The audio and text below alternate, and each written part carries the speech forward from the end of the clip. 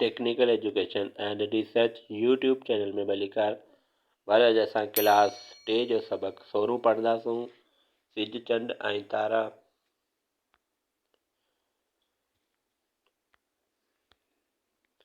उस्ताद बारो तव्हां शाम जो सिज लहण जो नज़ारो त ॾिठो हूंदो।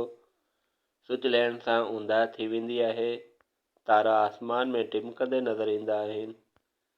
चोॾहीं जी राति त पूरो गोल चंड पियो चमकंदो आहे।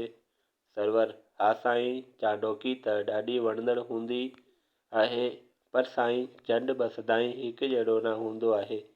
कॾहिं वॾो त कॾहिं नंढो बि थींदो आहे। सो छो?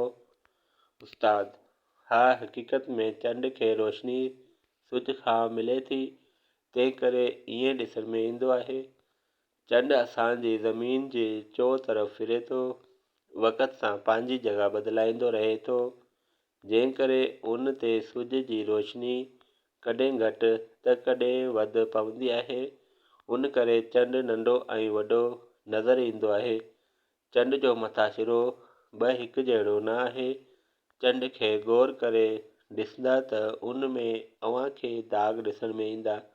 हक़ीक़त में उहे दाग़ न आहिनि, पर इहे मैदान, जबल, गारूं ऐं खायूं आहिनि, जेके परे खां दाग़नि वांगुरु ॾिसण में अचनि थियूं।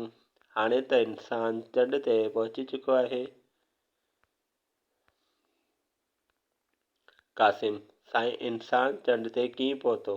उस्ताद इंसान तमामु तेज़ रफ़्तार रॉकेट ईजाद कया। इन्हनि में ख़लाई लिबास पहिरे, खाधे पीते जो सामान खणे वञे चंड ते लथा। उतां मिटी ऐं पथर बि खणी आया।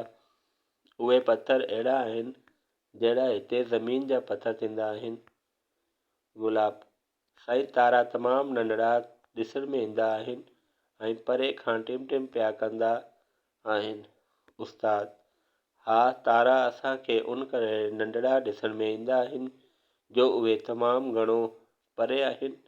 उन्हनि मां केतिरा त सिज खां बि वॾा आहिनि। सिज बि हिकु तारो आहे,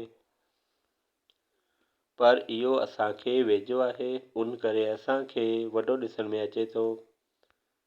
सरवर साईं, तारा त जहिड़ा बीठल हुजनि, छा उहे बि हलंदा रहंदा आहिनि?